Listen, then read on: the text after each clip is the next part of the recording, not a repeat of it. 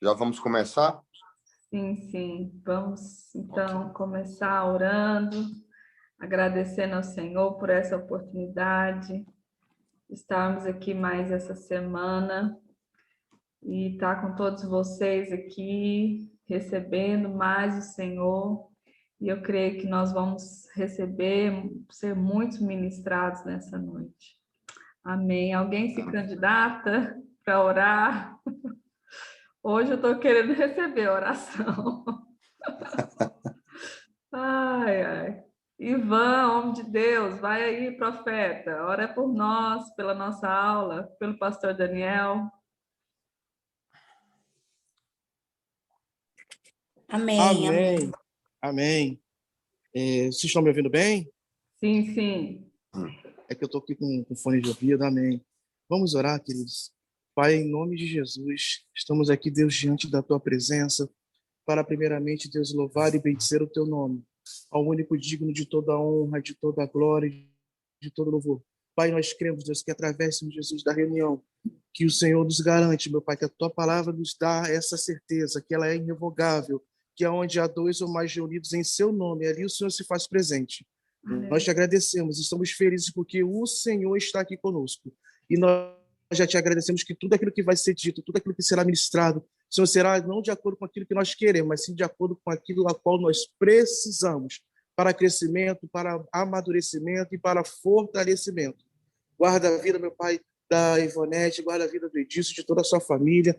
Senhor, acampa teus anjos ao redor da vida deles, ao redor de cada lar aqui representado. Senhor, que o Senhor venha nos cobrir com o teu sangue, porque sabemos que a nossa proteção vem de ti. Oh, Deus, nós cremos que o teu poderoso sangue vertido na cruz do Calvário tem poder para curar. E nós cremos que, em nome do Senhor Jesus, nós já te agradecemos pela tua proteção, pelo teu carinho, pelo teu cuidado com cada um de nós. E nós declaramos essa verdade, declaramos, meu Pai, que a tua palavra, ela é irrevogável. E a tua palavra diz que a oração da fé, ela levanta o enfermo. E nós tomamos posse dessa verdade, nos apropriamos dela como que é nossa, foi liberado para nós. Em nome de Jesus, amém. Amém. Fique à vontade, pastor Daniel. Amém, irmãos. Eu gostaria de... nós tivemos uma aula muito preciosa na segunda-feira, e nós começamos a falar sobre a restauração da casa de Deus. Quando nós falamos de ministério sacerdotal, quando nós falamos de sacerdócio, nós estamos falando de reconstrução, nós estamos falando de restauração, nós estamos falando de casa, né? Nós estamos falando da estrutura da casa de Deus, que é uma casa feita de pedras vivas. A casa de Deus, ela é feita de pedras vivas, que são esse ajuntamento coletivo de sacerdotes, né? Então, o grande plano de Deus, irmãos, desde o Éden, é formar um povo para si, é ter uma nação sacerdotal, é ter um povo que todos juntos, coletivamente, pudessem ouvir o falar de Deus, ouvir a voz de Deus. Esse é o grande plano. Eu acredito que todos aqui já falaram, ou se não falaram, já ouviram a expressão que é: eu sou igreja. Essa frase não podia ser mais errada. Eu não sou igreja. Nós somos igreja.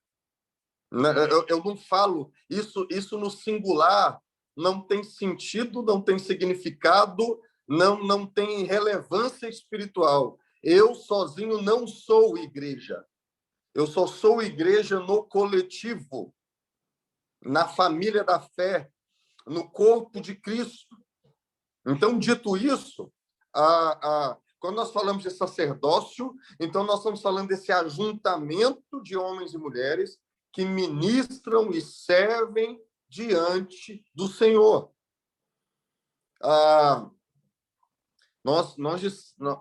Eu creio que eu compartilhei com vocês, em aulas passadas, a relação e os princípios da restauração né?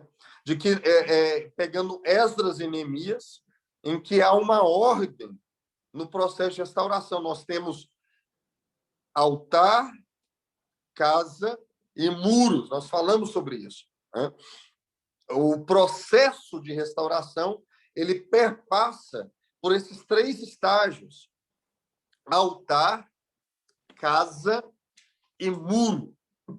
Então, quando nós falamos de altar, nós estamos falando desse ponto de conexão que diz respeito à minha devoção e à minha relação individual com Deus e à minha relação coletiva com Deus, né? E aqui eu lanço até uma pergunta, né?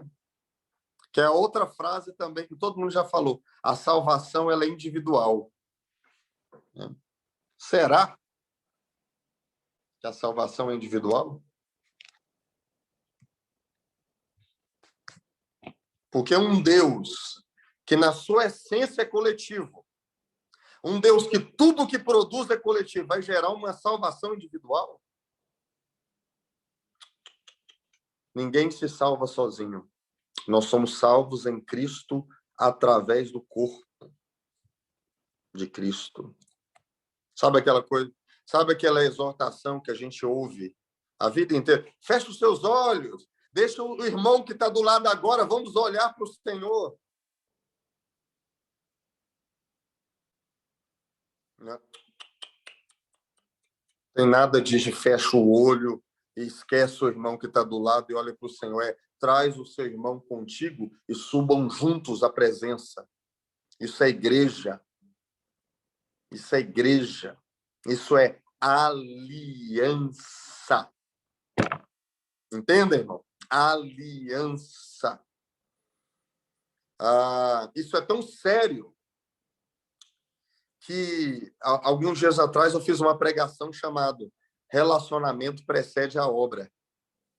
Quando Paulo, em 2 Coríntios, no capítulo 1, ele diz o seguinte: eu cheguei em Trode e uma porta se nos abriu da parte do Senhor para a pregação do Evangelho. Olha só, irmão, quem é que não vai entrar por uma porta que Deus abriu, uma oportunidade que Deus deu para anunciar e pregar o Evangelho? Olha só, gente, que maravilha! Mas aí Paulo, para nos escandalizar, ele declara o seguinte, ele fala: eu cheguei em Trode, uma porta se me abriu para pregar o Evangelho, mas eu não tive paz no meu espírito, porque Tito ainda não havia chegado. O meu irmão é mais importante do que ministério. E muita coisa na igreja brasileira vai começar a mudar quando o meu irmão for mais importante do que as oportunidades espirituais que aparecem diante de mim. Aleluia! Glória a Deus! Glória a Deus! Sacerdócio é coletivo. Eu não sei se foi para essa turma ou se foi para a turma de segunda-feira que eu falei que lá na Trindade, lá no ambiente da Trindade, que os teólogos usam a palavra grega para pericorese, que é essa dança eterna entre essas 3 pessoas divinas, Pai, Filho e Espírito Santo. Aí fica entendo o que eu vou dizer, tá, meus irmãos? Só para ser didático. Fica lá uma discussão lá entre os 3, porque o Pai fica dando glória para o Filho fica devolvendo glória para o Pai, o Espírito Santo dá glória para os 2, e aí o Pai dá mais para o Filho não, Pai, pega mais para... Aí fica fica essa coisa eterna, essa dança, onde cada pessoa da Trindade não dá glória para si mesmo, mas fica querendo promover o outro. Isso é tremendo, isso é glorioso, né? Então, o Pai, a palavra do Senhor diz que o Pai deu um nome para o Filho, que está acima de todo nome, e ao nome de Jesus se dobrará todo o joelho no céu e na terra. Mas Paulo também vai dizer que no final de tudo, quando tudo for concluído, o Filho vai pegar tudo e vai devolver a glória para o Pai. Isso é tremendo. Isso é tremendo. Então, Eu tenho um altar individual, mas agora é tempo também de uma restauração do altar coletivo, da oração coletiva, num ambiente de aliança.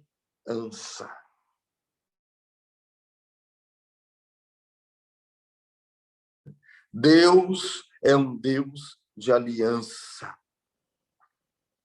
E tudo que nós devemos fazer deve ser fundamentado em aliança. Amém? É um nível de comunhão que a igreja nunca experimentou.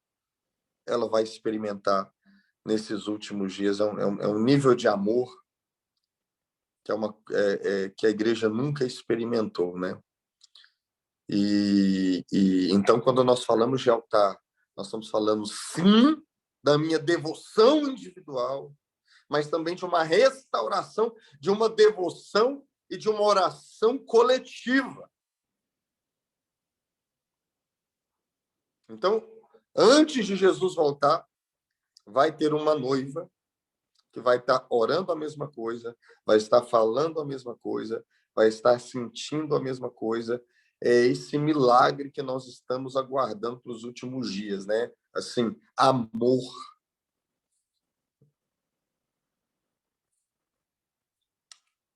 Amém? Então, não vai ter como a igreja do século XXI avançar se esse fundamento não for restaurado.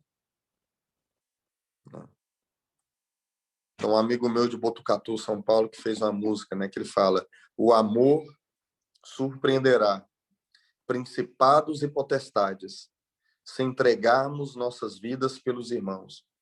E a igreja invisível, pelo amor, prevalecerá. E o corpo, hoje dividido, se edificará. Dá-me uma visão da igreja gloriosa. Dá-nos a prática da verdade em amor. E dá-nos revelação da tua ceia.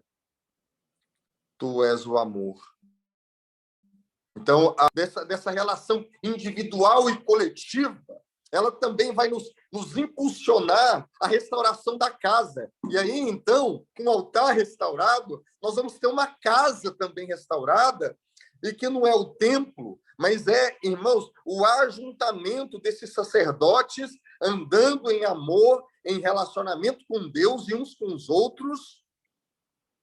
E aí, sabe o que vai acontecer, irmãos? A mesa do Senhor será restaurada. A mesa do Senhor será restaurada. E nós vamos ceiar, nós vamos tomar ceia, e o poder de Deus vai descer, porque nós vamos estar comendo de Jesus, comendo a sua carne, bebendo seu sangue, num ambiente coletivo de amor e unidade e aliança. E aí, ao tomarmos a ceia, o tumor vai ser vomitado para fora, o pecador se arrepende, os casamentos são transformados e não vai precisar de congresso e nem de seminário mais, que as muletas vão cair, porque Jesus em pessoa vai descer e vai invadir a ceia, a mesa, o culto, a liturgia, e a glória de Deus vai fazer aquilo que os nossos livros e os nossos congressos não podem. É por isso que o altar ele deve ser restaurado nesses últimos dias, né? Esse ponto de encontro individual e coletivo vai ser restaurado nesses últimos. Não é esse o sonho, irmãos? Não é esse o sonho? Jesus descendo no culto, e quando eu falo de Jesus descendo no culto, estou falando de um arrepio, não, irmãos, assim, um arrepio, passou um vento, passou alguma coisa assim, porque eu acredito que nos últimos dias Jesus em pessoa vai visitar cultos, vai visitar casas, vai visitar reuniões, porque existe um homem judeu de 33 anos no céu, no meio das chamas eternas, tem um homem, irmãos, lá no céu, de carne e osso, e ele comeu peixe com os apóstolos, depois da ressurreição. Lá no céu não tem fantasma, não tem espectro, não tem alma penada, lá no céu tem vivos, nesse exato momento, glorificando a Deus, uma grande nuvem de testemunhas. O céu é físico e é real. Nós tivemos em Israel, há um tempo atrás, irmãos, Jesus em pessoa está aparecendo para milhares de árabes no Oriente Médio, se apresentando pessoalmente diante de árabes, dizendo: eu sou o Senhor, eu sou Yeshua, eu sou o verdadeiro Deus. Então, Deus vai escandalizar a mente natural nesses últimos dias, quando o altar for restaurado, quando há um ajuntamento de sacerdotes se encontrarem nesse lugar, individualmente, coletivamente. Então, aquilo que a igreja não fez nos últimos 100 anos, a igreja vai fazer em um ano, porque não é rede social, não é nosso esforço e nem a força do nosso braço, é o cavode, a glória, o peso, a presença de Deus vai invadir a casa restaurada. E aí, nós vamos poder chamar esse lugar de Betel, né? A casa de Deus. E o testemunho que Jacó dá a respeito da casa de Deus é: quão terrível é esse lugar. Quão terrível é esse lugar. E eu não sabia. Esse lugar é Betel, é a porta dos céus, é a casa de Deus. Então, nossos cultos vão voltar. Eu já disse aqui, né? Eu sou novinho, mas eu me lembro, aqui em Goiânia, quando as pessoas caíam endemoniadas a quadras de distância do culto, né? Porque a casa, o culto é Betel, é a casa de Deus, é terrível. O culto não é para ser fofo, né? Viu? Ele é perigoso e ele é terrível e ele é glorioso, tá? Ou fica, eu vi Jesus, ele é tão assim, gordinho, sabe, irmãos? Não é não. João, o apóstolo que deitava no peito de Jesus, quando o viu na ilha de Pátimos, glorioso, desmaiou, caiu por terra, porque Jesus não é fofo, ele é Deus, e ele é terrível, e ele é glorioso, e ele vai voltar a ser o centro do culto da igreja evangélica brasileira de novo. E aí os pecadores vão cair por terra, os demônios serão expulsos, e ele volta. E ele vem. Porque a última coisa que Jesus está esperando, irmãos, para voltar, é uma noiva que esteja pronta para o seu casamento. Nós não estamos aqui trabalhando para ter mais um avivamento. Nós estamos trabalhando para o casamento. Nós estamos trabalhando para as bodas do Cordeiro. Nós não estamos trabalhando para ter mais um mover e a minha denominação ficar famosa e eu ter programa de televisão. Nós não estamos trabalhando para isso. Nós estamos trabalhando para que os juízos venham, para que os abalos aconteçam e haja uma noiva santa preparada para o casamento. É isso que nós estamos querendo, irmãos, né? Esse é o sonho, ou não é? Né?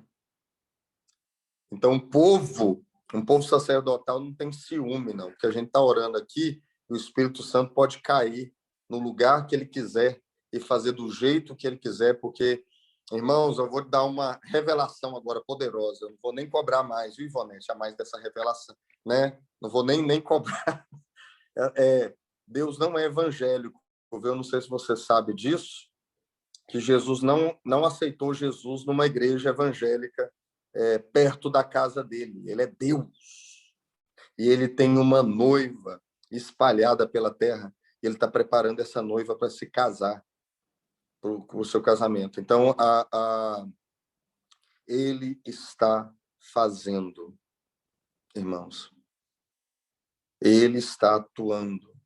Eu conheci pessoas, nós conhecemos uma senhora em Israel de 90 anos de idade. Ela dançava igual uma bailarina de 15 anos. Eu, que sou muito mais novo do que ela, não dançava daquele jeito. Se eu dançava daquele jeito lá, tinha que me levar um SAMU de maca, que eu não ia voltar para... E a gente ficou tão assustado com a vivacidade daquela senhora de 90 anos, que muita gente foi perguntar para ela, né, qual era o segredo. E ela é uma judia messiânica. Hã? Alguém? Ah, tá. Porque eu acho que alguém ligou o microfone, eu pensei que ia falar alguma coisa. Eu sei que tem muita gente aqui, né, Ivonete, que trabalha com artes, né? Então, e aí a gente foi perguntar para ela o que está acontecendo, né? Qual o segredo ali da juventude? E ela contou o testemunho dela. Ela era muito doente e um dia, era quase 5 horas da manhã, ela mora em Jerusalém, o Senhor falou para ela, vai para a rua, porque eu vou te mostrar algo. Então, aquela senhora sai para a rua e, de repente, era umas 5 e pouco da manhã, e vem um homem na direção dela, barbudo, estranho. Ela pensou que era um terrorista, quis voltar para casa, e o Senhor falou para ela, espera. E aí, aquele homem chegou na frente dela, falou o nome dela, falou o nome dos filhos dela, e falou que Deus havia enviado ele ali para orar por ela, para que ela fosse curada. E ele orou e ela sentiu o poder de Deus descendo sobre o corpo físico dela. E ela perguntou, mas como é que é o seu nome, meu irmão? Ele disse assim, eu sou Elias. E desapareceu na frente dela. Então, Elias está andando por aí, viu? E os anjos estão se movimentando. E sabe por que eu entendo que isso está acontecendo, irmãos? Não é por nosso mérito, não, mas é porque a igreja nas nações está começando a restaurar o altar da oração, está voltando a orar mais. E quanto mais a igreja começar a orar, mais nós vamos ver esse tipo de coisa acontecendo. Porque a minha casa, Isaías capítulo 54, a minha casa será chamada casa de oração para todos os povos. Amém, irmãos? Não é a minha casa será chamada uma casa de evangelismo, uma casa de obras sociais. A minha casa, a identidade da igreja é casa de oração para todos os povos. Essa é uma palavra que se cumpre agora e que se cumprirá em plenitude no milênio, quando nós vamos ficar 1000 anos reinando com Jesus na terra, orando 1000 anos para descer a Nova Jerusalém. Mas isso é uma outra história, mas isso fica para um outro momento e para um outro estudo. Agora eu quero... eu gostaria de... Mas, então, quando o altar é restaurado, a casa de Deus também é restaurada. E quando a casa de Deus é restaurada, os muros, então, podem ser restaurados e a proclamação do evangelho do reino pode ser, então,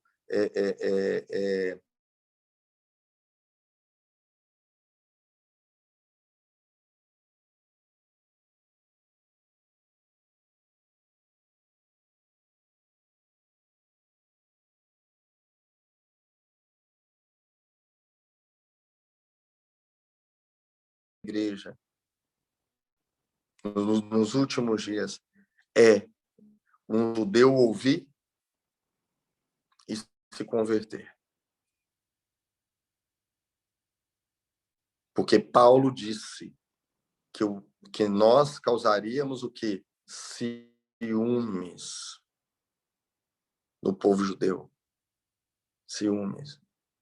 Por enquanto, a gente está causando mais repulsa. Mas vai chegar o tempo que vai trazer atração. Então, só que tudo que eu estou falando aqui é só um resumo. Agora vamos começar a aula de verdade, e eu queria me atentar a alguns textos com vocês. Vamos abrir em Provérbios. Primeiro, eu queria ler um texto com vocês em Provérbios. Provérbios, capítulo 29. Provérbios, capítulo 29.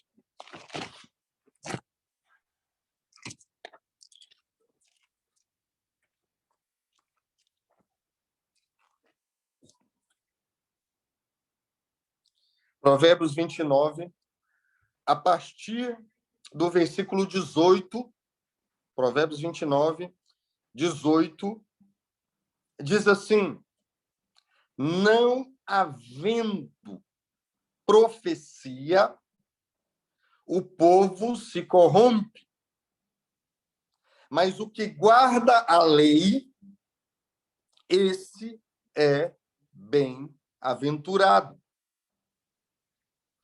Amados, esse versículo de Provérbios aqui, 29, 18, eu queria só trazer um pouco mais de entendimento sobre ele.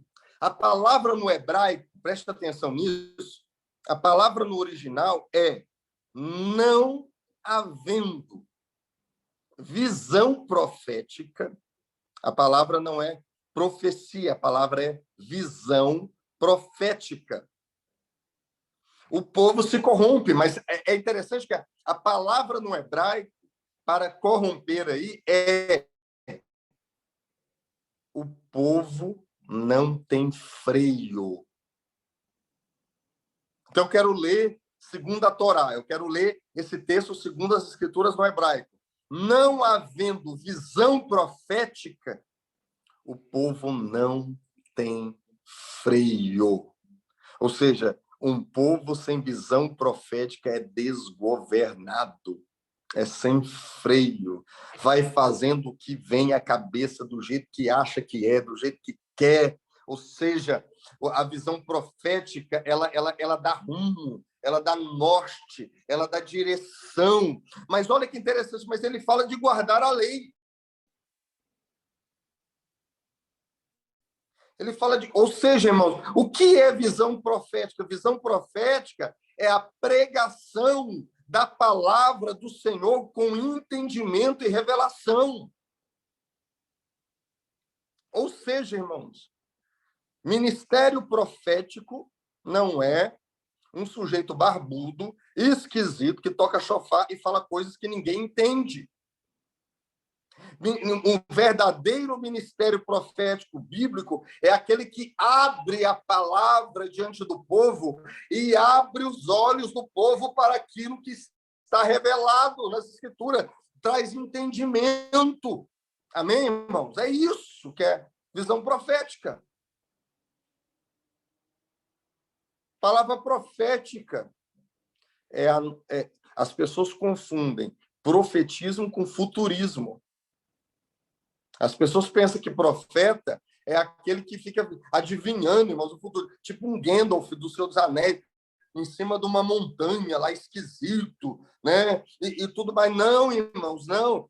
Ministério profético não é futurismo, não é ficar adivinhando coisas do futuro, mas é revelar aquilo que é óbvio e ninguém está enxergando, e ninguém está vendo, e ninguém está compreendendo. Amém, amado? Ministério profético é aquele que fala a respeito do Filho. Ó Deus. Por isso que Apocalipse, capítulo 19, diz: o testemunho de Jesus é o espírito da profecia. Todo mundo pensa que quem prega o evangelho é o evangelista. Quem prega o evangelho são apóstolos e profetas. Amados, vem comigo aqui. Então, quando você fala de guardar a lei, você está falando de um povo sacerdotal que guarda a lei.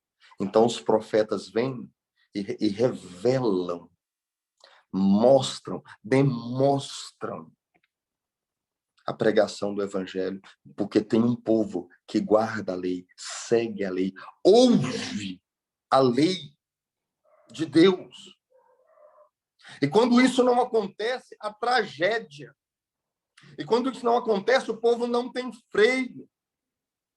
Irmãos, o que muitas vezes a gente vê no Brasil não é a multiplicação da igreja, é o esquartejamento do corpo de Cristo. Eu não concordo com você, eu vou e abro a minha própria igreja. Isso não é crescimento, isso é metástase. E a questão é que quando eu vou e abro a minha própria igreja, nessa base, eu estou levando o vírus da divisão comigo. Alguém vai fazer comigo o que eu fiz com o outro. Mais cedo ou mais tarde. Por quê, irmão? Não tem altar, não tem casa, não tem lei e não tem visão profética. O povo não tem freio. Cada um faz o que parece bem aos próprios olhos. Eu quero que os irmãos abram. Esse texto eu não li na segunda-feira, mas eu vou ler com vocês, porque o Senhor me trouxe à memória ele. Abre em Oséias, no capítulo 4. Vamos lá em Oséias. Oséias, capítulo 4.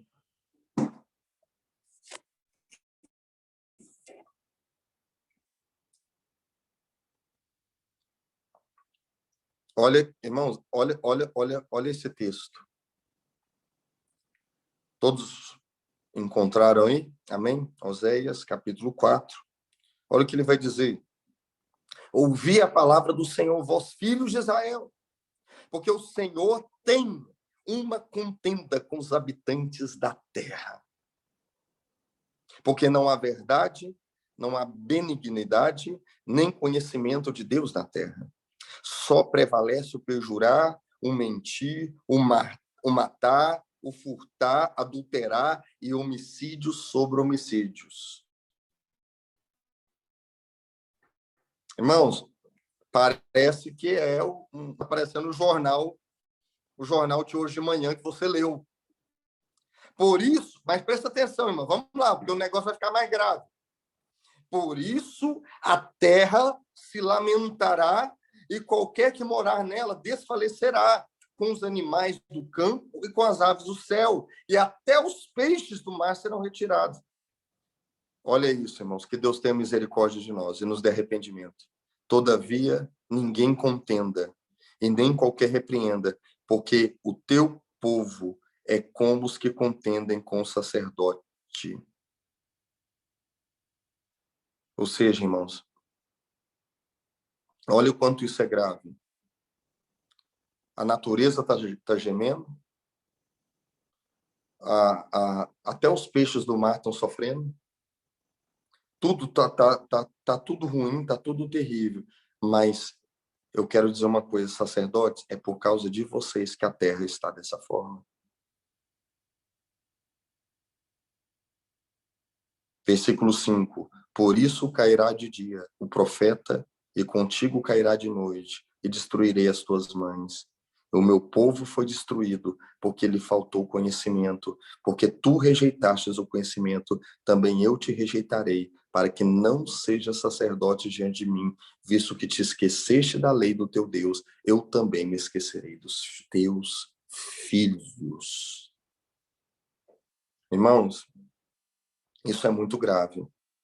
Assim como a natureza, ela está gemendo pela manifestação dos filhos de Deus, a natureza está sofrendo as consequências da negligência do pecado do sacerdote. Ou seja, uma igreja que não se posiciona, ela atrasa a volta de Jesus e aumenta o sofrimento dos povos.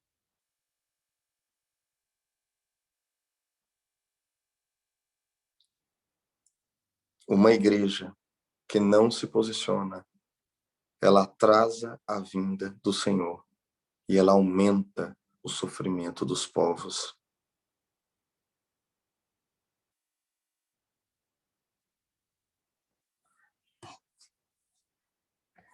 E quanto mais a igreja se atrasar, mais Henris serão mortos pelos seus padrastos, mais meninas de 12 anos abusadas, mais fome e mais sofrimento.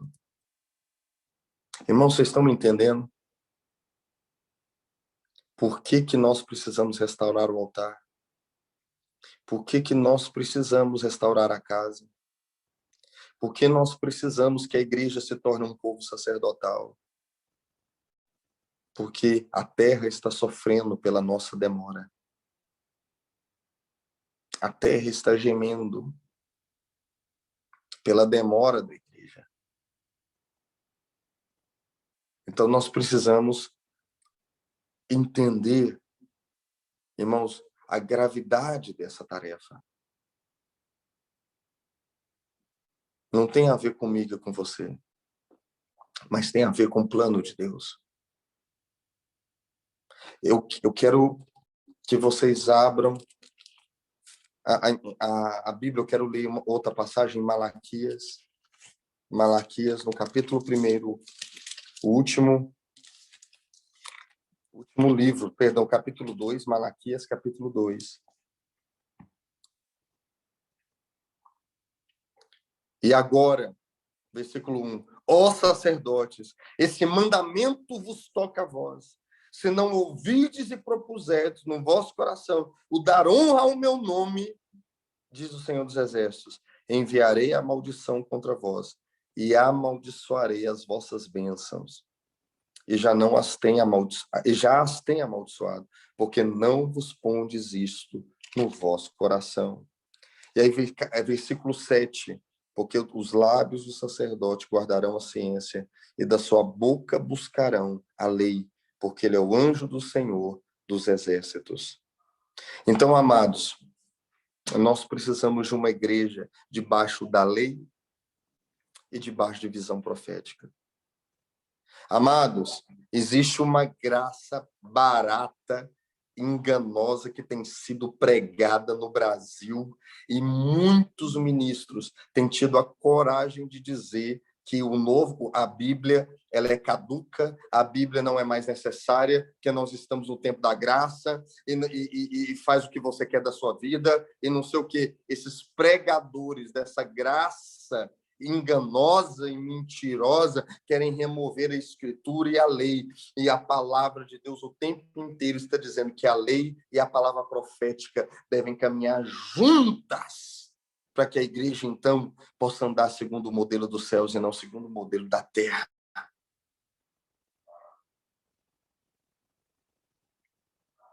Estão pregando que o inferno não existe. Estão pregando que Deus não manda pessoas para o inferno. Estão pregando, irmãos, estão pregando a respeito de que não há mais necessidade de arrependimento. Antigamente, uma heresia, ela demorava muito para se estabelecer numa geração, mas agora, com rede social, meus irmãos, visibilidade midiática, as heresias estão se crescendo, estão se multiplicando, estão tomando um vulto cada vez maior, porque, irmãos, nós precisamos de uma igreja brasileira, onde a lei e a visão profética possam se unir, como a gente leu em Provérbios 29 aqui. Então o povo não vai mais andar de maneira desenfreada. Ela vai ter freio, ela vai ter prumo, ela vai ter direção. Ó Deus. Então, amados, é uma igreja que vai andar em santidade, é uma igreja que vai andar no prumo, nem legalismo e nem libertinagem, mas no evangelho, no equilíbrio do evangelho. E aí, então, irmãos, Deus desce e a glória se manifesta.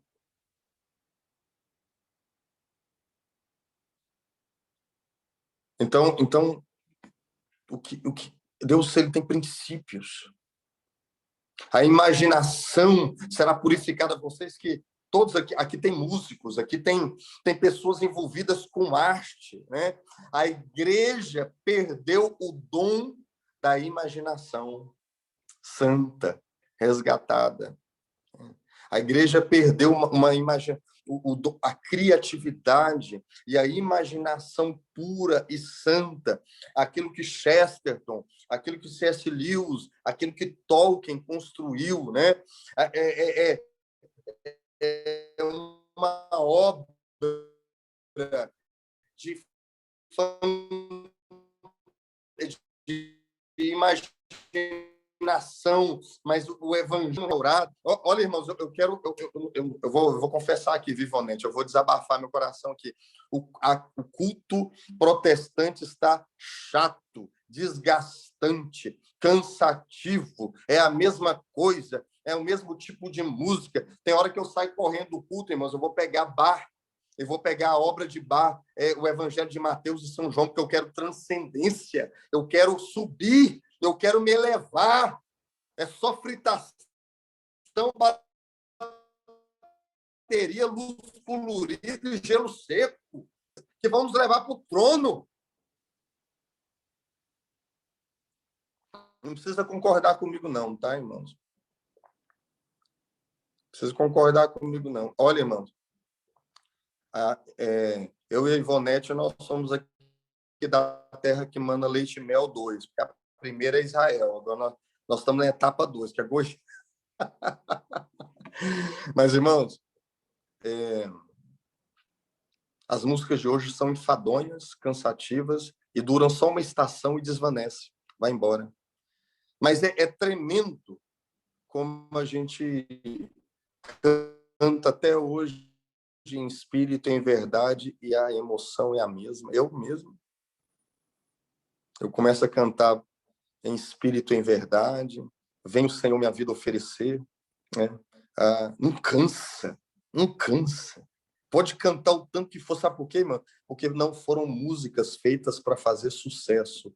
Foram músicas feitas para a glória de Deus. Eu falo que essas músicas foram feitas em Goiânia no final da década de 70, na década de 80. Ministério Coinonia de Louvor, né? Mas eram músicas... eu me lembro, não, eu era bem criança, né? Mas eu me lembro quando a Alda Célia abortou e ela fez aquela música, né? Bem sei que tudo podes, meu amado, nenhum dos seus planos. Irmãos, até caiu aqui o celular, irmão. Perdão.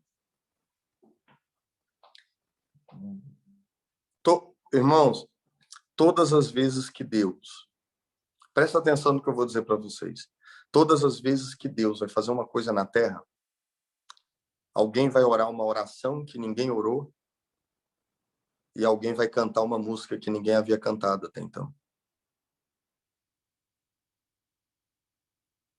Eu estou esperando essa música. Uma espécie de flautista de Amelim que vai sair tocando um som nas ruas e vai atrair um povo. Irmãos, vocês estão aí? Deu tipo um apagão. É porque deu tipo um apagão e aí eu pensei que tinha caído. Tá aí, né? Então, aquele conto alemão, né? O flautista de Amelim, que ele saiu tocando a flauta dele e as crianças da cidade, vai ter uma música que vai ser liberada nesses últimos dias. E os jovens vão ouvir, os velhos vão ouvir. E eles vão ser atraídos, irmãos, não por nossa causa. Eles vão ser atraídos por causa da glória, por causa da presença, por causa da manifestação de Deus. Eu oro e profetizo, irmãos, para que vocês se levantem. Antes de serem avivalistas, que vocês sejam reformadores, homens que vão reconstruir muros, reconstruir altares, que vão reconstruir o que foi destruído, reconstruir o que está caído, porque o Papai do céu tem princípios, ele quer descer sobre uma casa, as medidas e os modelos são celestiais, não são nossos. Amém, irmãos? Deus quer fazer isso. O caminho do reformador é um caminho doloroso, é um caminho de reconstrução, de reconstruir, de voltar. Quem já ouviu essa expressão, Deus vai fazer algo novo nesses últimos dias? Acho que todo mundo aqui já deve ter ouvido essa expressão. Irmão, Deus não vai fazer nada novo. Ele vai recomeçar de onde ele parou, lá em Atos, há 2000 anos atrás. Tempo de voltar, né? Então, quando nós falamos, então, eu quero repetir, restaurar o altar, relacionamento individual, relacionamento coletivo, altar restaurado, a igreja também é restaurada, a igreja também ela é colocada no seu lugar, ela é estabelecida no seu devido lugar. Então, os muros são levantados. Haverá uma proclamação apostólica que vai preparar o caminho do Senhor. Amém, irmãos? Aleluia. Vai ter apóstolos e profetas que, quando eles abrirem a boca, Jesus vai sair inteiro, verdadeiro, sem mistura. Chegaram para Jesus e falaram assim, foram avisar para Jesus que João Batista tinha sido morto. Lembram dessa passagem? E aí o Senhor fala, quem que vocês foram ver no deserto? Um homem vestido de trajes reais? Não.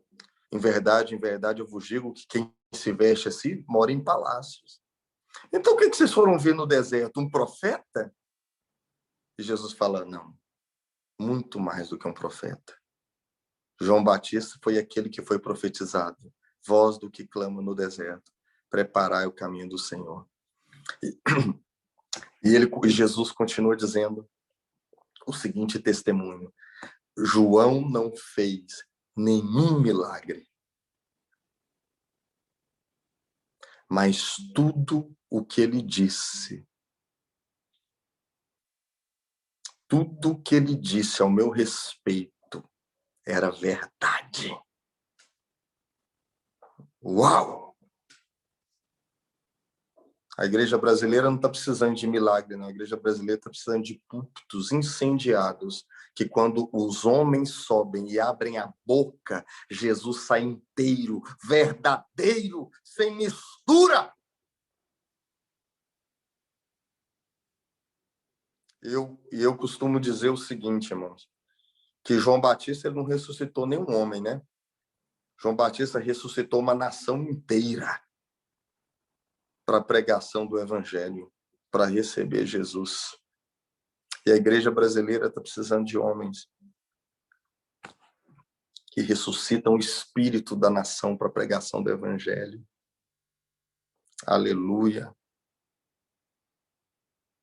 Aonde estão os Daniel Nash? Quem já ouviu a história de Daniel Nash aqui, o intercessor de Charles Finney? Aquele homem que ia uma semana antes, aonde Charles Finney ia pregar.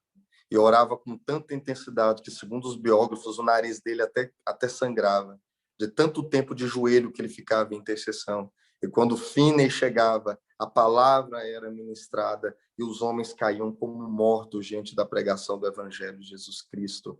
Então, nós precisamos de uma igreja cheia de Daniéis Nash, homens sacerdotais que oram e preparam o caminho para a glória e para a presença de Deus. Aleluia. Aleluia. Então, gente, eu quero profetizar isso, sabe? Sobre a sua vida e sobre a sua casa, que vocês sejam casas sacerdotais que restauram, que estabelecem um altar, que levantam o altar, que levantam a casa.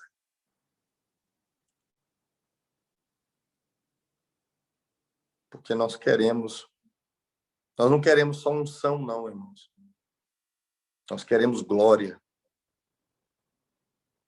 Nós queremos a glória do Senhor. Eu quero que vocês abram. Nossa, já são 9 horas, meu Deus. abram a Bíblia de vocês em 2 Crônicas,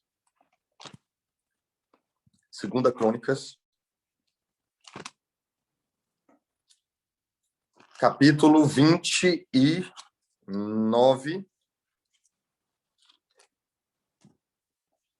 2 Crônicas, capítulo 29. Nós vamos ler. Preste atenção, irmãos.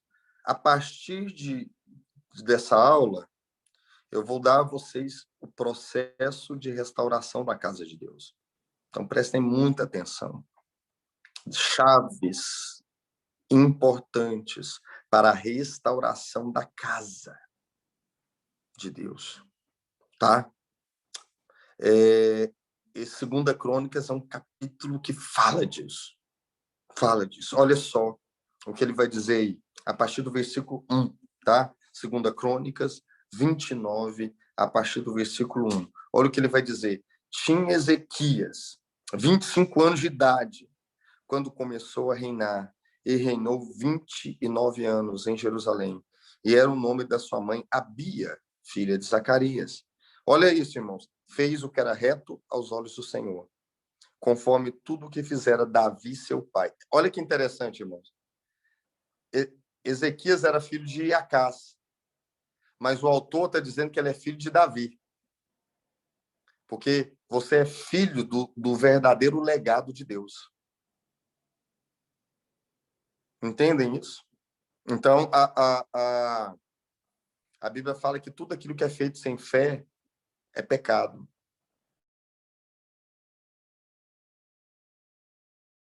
Olhos do Senhor, não era filho de Acás. Ezequias, aos olhos do Senhor, era filho de Davi. Filho de Davi. E olha só, continuando. Ele, no primeiro ano do seu reinado, abriu as portas da casa de Deus e as reparou. Então, percebam isso, irmãos. Num tempo de crise, num tempo de trevas, porque Acás, que era o pai biológico de Ezequias, foi um rei ímpio, instituiu culto a demônios e a outros deuses. Então, qual é a primeira coisa? Qual é a primeira coisa que Ezequias faz? É fazer um culto, é fazer-se um show gospel, chamando os melhores cantores da época? Não. A primeira coisa que Ezequias vai fazer é, primeiro, restaurar a casa de Deus. E como é que isso acontece? Aí ele vai continuar dizendo, e trouxe, versículo 4, e trouxe os sacerdotes e os levitas, e os ajuntou na praça oriental. Ele disse, ouvi-me, levitas, santificai-vos agora, e santificai a casa do Senhor vosso Deus, e do Deus dos vossos pais, e tirai do santuário a imundícia. Deus vai levantar líderes no Brasil, irmãos, preste atenção nisso. Deus vai levantar líderes no Brasil, que vai chamar os sacerdotes e convocar os sacerdotes à santificação, à restauração. Primeiro de você, santificai-vos, e então santificai a casa do Senhor. Vocês estão me entendendo, irmãos? A pandemia veio para que a gente pudesse ouvir a voz de Deus e dar o primeiro passo. Entra para dentro da sua casa e santifica você e a sua família.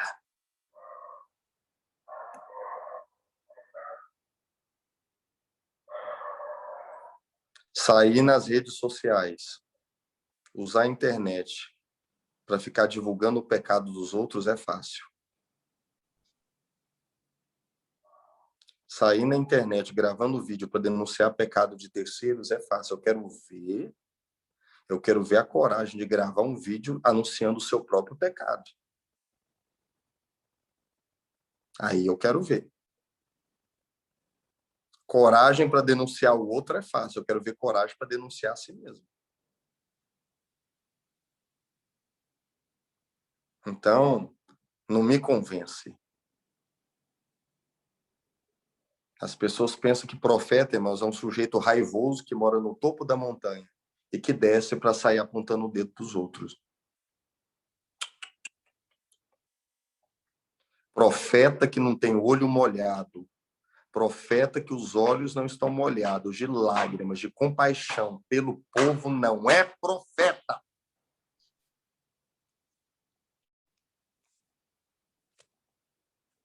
Então, falar ai deles é fácil. Eu quero ver o Senhor e falar ai de mim. Você falar ai deles é muito fácil. Descobrir aqui o pecado do outro. Eu vou na internet, gravo e jogo lá. Eu quero ver falar ai de mim. Porque eu não conheço na história da igreja alguém que, num primeiro momento, tendo visto o Senhor, de fato e de verdade, não primeiro deu um testemunho contra si mesmo.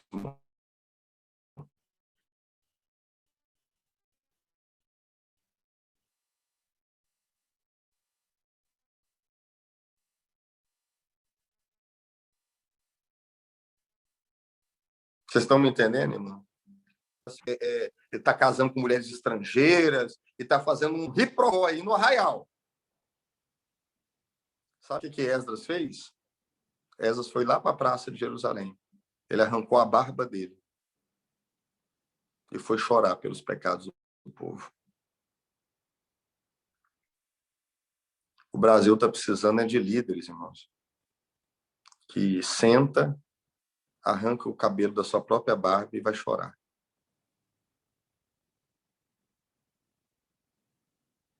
Começa por aí.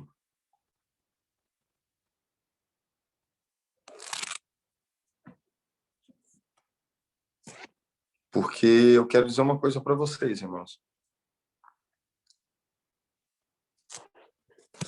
Nós precisamos de arrependimento.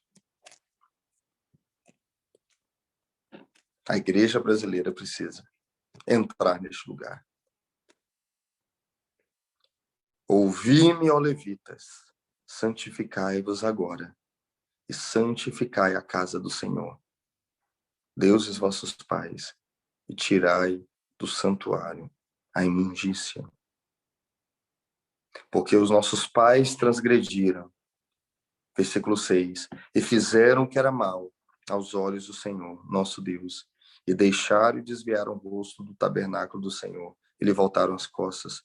Também fecharam as portas do alpendre e apagaram as lâmpadas, e não queimaram incenso, nem ofereceram holocaustos do santuário, pelo que veio grande ira do Senhor sobre Judá e Jerusalém, e os entregou à perturbação, à assolação, a assobio, como vós o estáis vendo com os vossos olhos. Porque eis que os nossos pais caíram à espada, e nossos filhos e nossas filhas e mulheres estiveram em cativeiro. Agora, olha isso, irmãos, que coisa tremenda. Agora me tem vindo ao coração que façamos um concerto com o Senhor, Deus de Israel, para que se desvie de nós o furor da sua ira. Irmãos, esse versículo que eu vou ler com vocês agora é a salvação do Brasil. É a salvação nacional. Agora, pois, filhos meus, não sejais negligentes, pois o Senhor vos tem escolhido para estar diante dele, para servirdes e para serem seus ministros e queimarem incenso.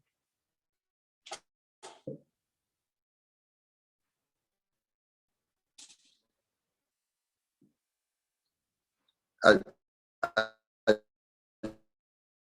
gente devia parar de se preocupar em encher estádio e começar a viver isso aqui dentro de casa, porque se muitas famílias no Brasil,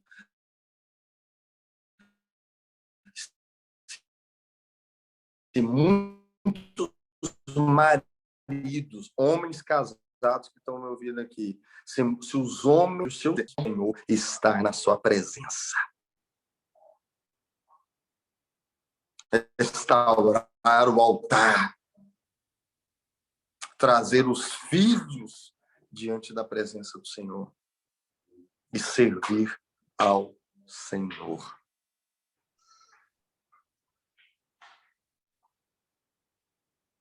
Não é, irmãos? Não é nossas estratégias. Essa geração não está precisando de estratégias. Essa geração está precisando de um milagre. E o milagre que nós precisamos é que o Senhor venha. Então, olha só.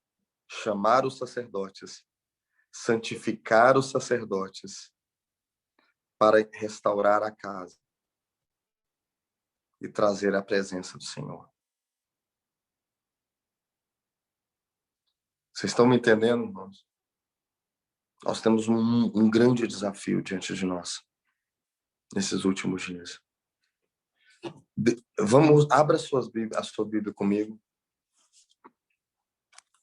Em Joel, no livro de Joel.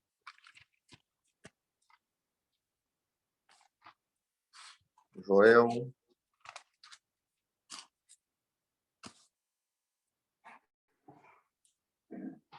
Irmãos, sem olhar para o livro de Joel, eu quero que alguém abra o microfone aí e fala para mim. O que está escrito em Joel, capítulo 2, a partir do versículo 28? Quem sem olhar sabe o que está escrito lá? Hã? Vocês não estão lendo Bíblia, assim, no caso, assim. Ninguém sabe? E derramarei meu espírito sobre toda a carne. Vossos filhos... Derramarei meu espírito. Pode continuar, irmão. Vossos velhos terão sonhos, visões. É isso. É isso. Quem já não cantou e não orou e não fez campanha em cima desse texto aqui, irmão? Eu vim da Assembleia de Deus, a gente fazia festividade. Tinha festividade dos jovens, do ciclo de oração, dos varões. Então, quantas vezes eu vi assim, acontecerá que eu derramarei meu espírito, e aleluia, né, irmãos? Porque Deus vai fazer isso assim nos últimos dias, amém, irmãos? Ele vai derramar o espírito dele, vai ter glória, e vai ser tremendo, aleluia. Só que eu quero dizer uma coisa para você, irmão. Quero ter uma notícia. Não tem como entrar em Joel 2 se não passar por Joel 1. Tem gente que pensa que Deus pega atalho, né? Não pega, não. Vamos ler Joel 1? Que ninguém... Eu nunca vi campanha em Joel 1. Campanha em Joel 2 eu vi demais. Agora, Joel 1 eu nunca vi ninguém fazer. Vamos ler? O que está escrito em Joel? Olha o que ele diz. A partir do versículo 1, capítulo que foi, direu isso em vossos dias, e também nos dias de vossos pais. Fazei sobre isso uma narração a vossos filhos, geração. O que ficou da lagarta, comeu o gafanhoto. O que ficou do gafanhoto, comeu a locusta. O que ficou da locusta, comeu o pulgão. Despertai, bêbados, e chorai, e gemei, todos os que bebeis vinho, por causa do mosto, porque foi tirado da vossa boca. Irmãos, a primeira coisa que acontece com o povo quando o espírito da palavra e da profecia vem é que toda ilusão vai embora, né? Todo topor. Toda ilusão. Ela, ó.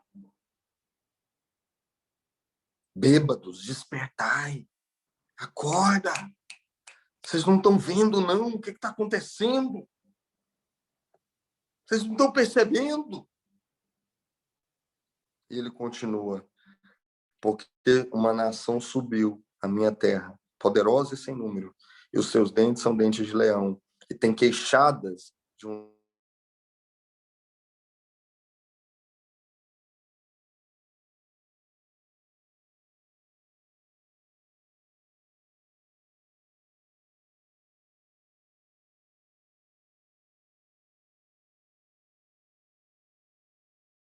da sua mocidade.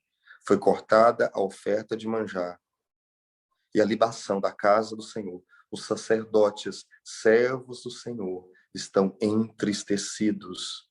E aí, no versículo No versículo 13, ele vai dizer: cingivos e lamentai-vos, sacerdotes, gemei, ministros do altar. Entrai e passai vestidos de pano de saco durante a noite, ministros do meu Deus, porque a oferta de manjares e a libação foram cortadas da casa de vosso Deus.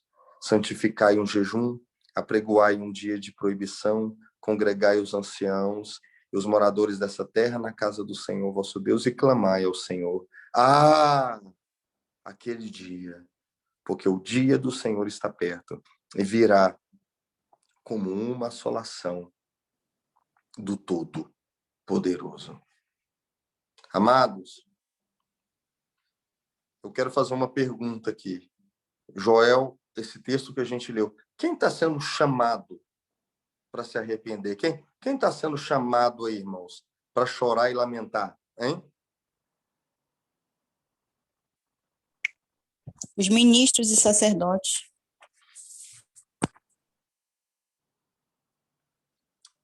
Lembra de Ezequias? Ele chamou os sacerdotes. Ou seja, irmãos, Deus começa abrindo os olhos e convocando os ministros do altar, os sacerdotes do Senhor arrependimento. Aqui não é o povo ainda. Aqui não é a nação ainda. Não é o povo. Mas são aqueles que ministram diante do Senhor. Vocês estão me entendendo, irmãos? Para os filhos virem, os pais têm que ir na frente.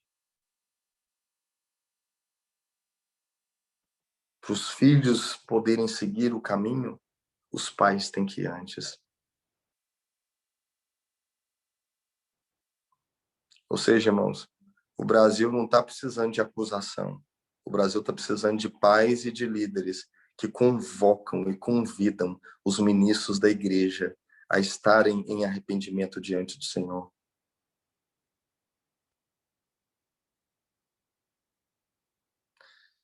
Então, isso se conecta perfeitamente com Ezequias, que nós lemos em 2 Crônicas 29. Os sacerdotes são chamados para a santificação e para poderem serem capacitados por Deus para restaurarem a casa do Senhor. Existe um padrão. Vocês estão me entendendo, irmãos? Existe uma ordem. Existe um padrão que deve ser seguido para que o Senhor possa vir sarar a terra, descer sobre a casa, sarar a terra, sarar a nação. Por isso que eu disse para vocês que não precisa ler livro de batalha espiritual, irmãos, para saber como resgatar a cidade. Você só precisa ler 2 Crônicas 7:14. Uma vez, aqui na torre de oração, o irmãozinho veio com uma apostila, ele queria dar aula para a gente, aula de demonologia. O nome dos demônios, o nome dos principados, o nome das potestades, o nome do... Eu falei, hein, irmão, a gente está numa luta tão grande para fazer a igreja conhecer Jesus, então vamos ver se a gente pega umas matérias assim para revelar quem Deus é, e aí vamos deixar essa apostila assim para quem sabe nunca mais, né? A gente tem nem que falar aqui para dar essa aula assim, né? Porque, irmãos, demonologia, isso dá o nome de demônio. Eu só preciso saber de uma coisa: o mundo jaz no maligno, não precisa saber mais nada. Mais nada. E o que a igreja precisa é conhecer o Senhor. Ela precisa conhecer o Senhor. A igreja tem que parar de queimar. Tanta música para queimar. Eu acho que foi até para vocês que eu fiz essa brincadeira, né, irmãos? Assim, o Fernandinho quase afogou a gente com tanta música de chuva e de água. E agora o povo quer esturricar a gente com tanta música para queimar, né? E aqui em Goiânia é ruim cantar tanta coisa para queimar, porque aqui já está tão quente, mano. Goiânia já faz tanto calor, né? Então, assim, eu falo, eu acho que foi até para essa turma aqui que eu falei, mas eu tenho mania de repetir, porque eu não lembro bem a história. Mas O irmão falou que no Rio também não é brincadeira, não. Já tive no Rio de Janeiro, aí quase morri. De calor. Mas eu amo frio, viu, gente? Eu amo frio, eu sou apaixonado ao frio. Eu acho que a temperatura da Nova Jerusalém é em torno de 15 a 20 graus no máximo. Isso é uma revelação que eu recebi. Mas eu acho que eu já falei aqui, Jesus é crucificado, ele ressuscita. Aí os discípulos, dois discípulos ali estavam ali na estrada de Emaús e Jesus encontra com eles, né? Aí Jesus, o que vocês estão? Parece que vocês estão meio tristes, assim. O que está pegando aí? Vocês estão, parece que meio abatido, meio... porque você é forasteiro aqui, não está sabendo o que aconteceu, não? Ele, quê? Jesus, que era um profeta, a gente pensava que ele era a esperança de Israel, mas ele morreu. Tá certo que umas mulheres falaram que viu ele ressuscitado, mas o trem ficou feio. A gente pensou que a gente ia ser assim, ministro de um reino assim poderoso, mas não deu nada certo. E aí Jesus fala, mestre de coração tardio. E aí, desde Moisés, ele vai falando ali a respeito de que o Messias tinha que sofrer e ser crucificado. Eles chamam Jesus para dentro de casa. E aí, quando a ceia é apresentada, Jesus se revela e desaparece. E aí um fala para o outro assim, olha, era o Senhor. E não era verdade que o nosso coração ardia enquanto ele falava? Então, o problema dessa geração não é arder, ela está até ardendo, ela não está vendo.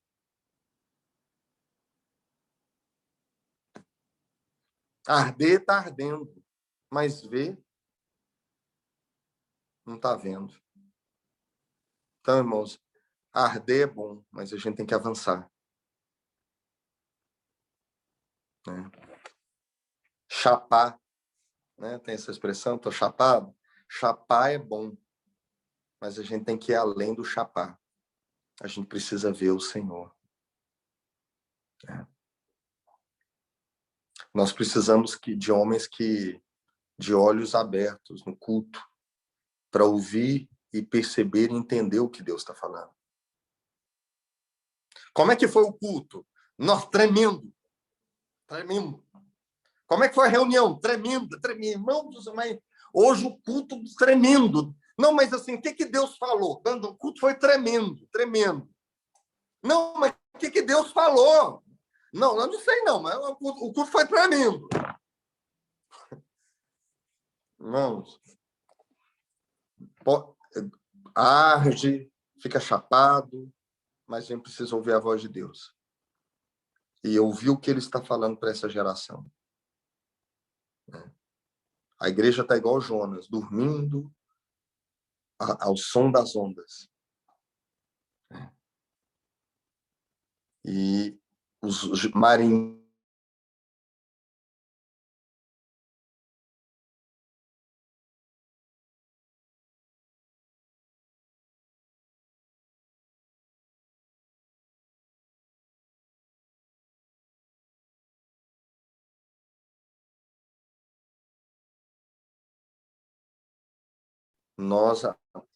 nós precisamos entrar nesse processo de restauração.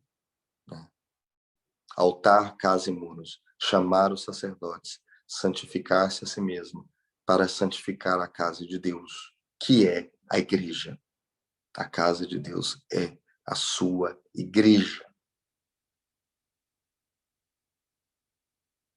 Alguém perguntou para um pastor, amigo meu, tá? Isso não é lenda urbana, não, isso é verdade, tá? Perguntou assim, pastor, como é que faz para abrir uma igreja? Como é que faz para abrir uma igreja? Ele falou, olha, rapaz, não é fácil, não. Primeira coisa é, assim, você tem que nascer de uma virgem, você tem que morrer na cruz e ressuscitar no terceiro dia. Você passando por esse crivo, você pode abrir uma igreja. Agora, se você não passar, você não abre igreja, não. A igreja tem um modelo. E esse modelo é celestial. Anote isso aí, eu não vou ler agora não, Ezequiel capítulo 43. Ezequiel capítulo 43, o Senhor chega para Ezequiel e fala: eu vou mostrar para você, Ezequiel, o modelo da minha casa. E você vai para os sacerdotes e vai levar o modelo da minha casa para que eles fiquem com vergonha daquilo que eles edificaram e comecem a edificar segundo o meu modelo. Eu não faço o que eu quero. O modelo é celestial. Então, eu quero terminar por aqui hoje. Já são 9h30, praticamente. Eu não vou avançar muito mais, mas eu quero só dizer que na próxima aula nós vamos dar continuidade de onde nós paramos aqui, continuidade nesse processo, né? Porque tem muita coisa ainda para a gente ver, e a gente vai ficar fazendo um paralelo em 2 Crônicas e Joel, para a gente entender, né, como isso vai se dando de fato e de verdade, e o que nós precisamos viver como igreja nesses últimos dias. Então, eu quero ficar aqui com vocês hoje. Eu quero orar, queria liberar uma palavra de oração, né? Porque um grande peso que eu tenho é que aquilo que a gente ensina não se torne conhecimento, né? Mas se torne revelação, né? Eu dou aula de escatologia há muitos anos. Eu sempre falo que as pessoas gostam de estudar escatologia porque elas têm curiosidade, elas querem saber quem que é a besta, quem que é o falso profeta, o que que esse número significa. E eu falo, gente, a gente não estuda os últimos dias para saciar a nossa curiosidade. A gente estuda os últimos dias para se tornar homens dos últimos dias. E não apenas isso.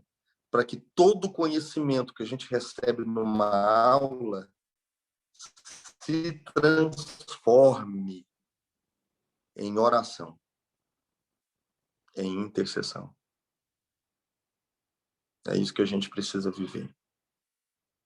Então, eu queria liberar uma palavra de oração, né, para que o Espírito Santo ajude a gente, porque sem ele a gente está perdido, sabe, irmão? Sem ele, o que a gente ouve, lê, vai virar só letra e vai ficar só, e a gente vai ficar vaidoso, a gente vai ficar soberbo com o que sabe, mas que quanto mais a gente aprender, mais humilde, mais humilhado a gente vai ficando, e mais a gente chore e ore e clame na presença do Senhor.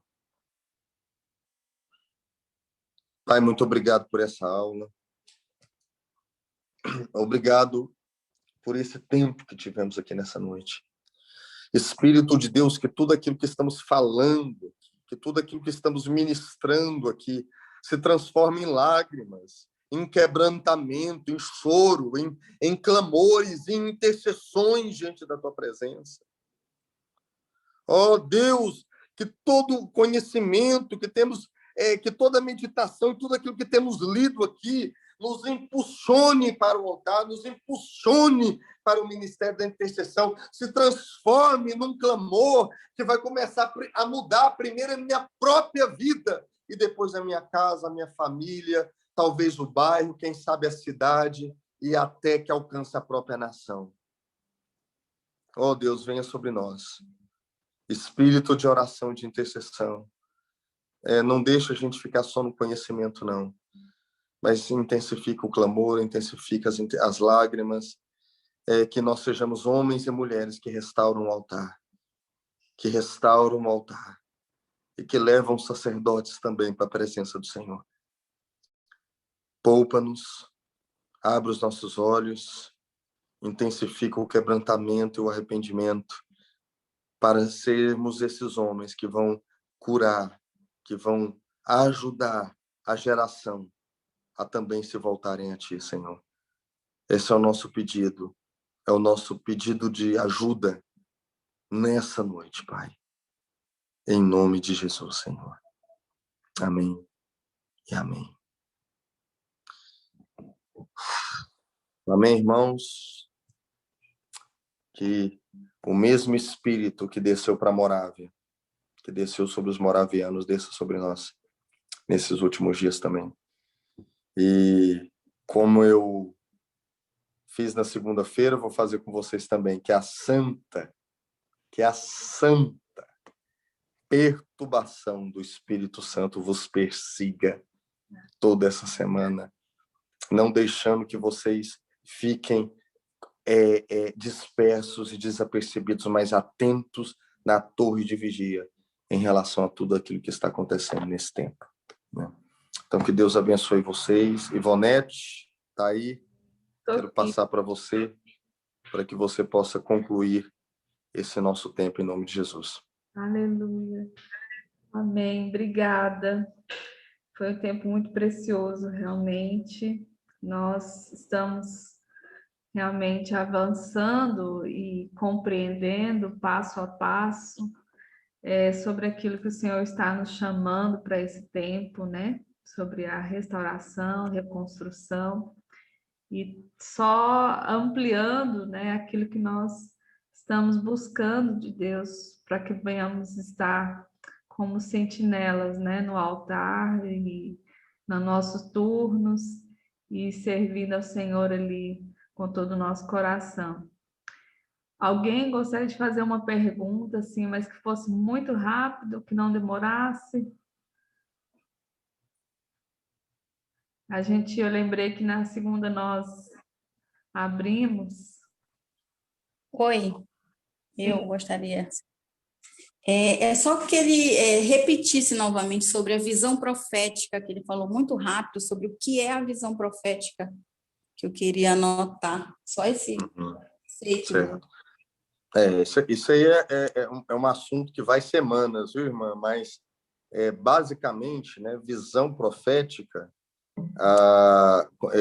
foi o texto que eu li, né, Provérbios 29, versículo 18, né, quando não há visão profética, né, visão profética fala de revelação, né, discernimento, compreensão da lei de Deus, né? Então, por isso que visão, ela caminha junto com a lei, com a palavra. Os dois não estão desassociados, né? Então, enquanto a palavra instrui, né, o profeta é o instrumento que, recebendo a revelação, pode, então, transmitir essa revelação aos homens, né? Então, quando a gente fala de visão profética, né, nós estamos falando disso, né? Sabedoria, revelação e discernimento, né? Para dar direção.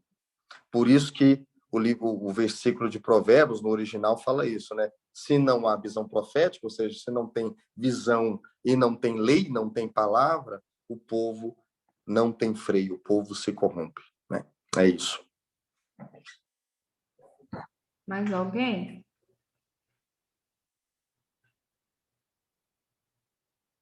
Alguém mais quer perguntar?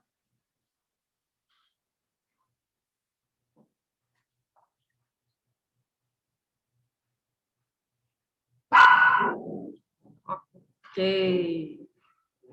Perguntar, não perguntou não, mas um cachorro relativo. Foi um dos milhares que tem aqui, pastor. Eu não sei, que tem milhares. Amém. Obrigada, irmãos. Muito obrigada por essa oportunidade de estar aqui. Uma bênção, viu, pastor? Semana que vem nós estaremos aqui? Se Deus quiser. Então, amém. Amém. Irmãos, obrigada. Deus abençoe. Bom descanso para todos. Foi muito bom ter vocês aqui. Deus abençoe. Amém. Deus abençoe. Aleluia. Glória a Deus. Deus abençoe, Paola. Shalom, Deus abençoe. Shalom, irmã. Shalom, Ana. Bom te ver. Muito bom te ver. Amém. Deus abençoe. Deus abençoe todos vocês, queridos. O Senhor Abençoe. os guarde, Obrigada. os fortaleça. Deus os abençoe. Tchau, tchau. Tchau, tchau.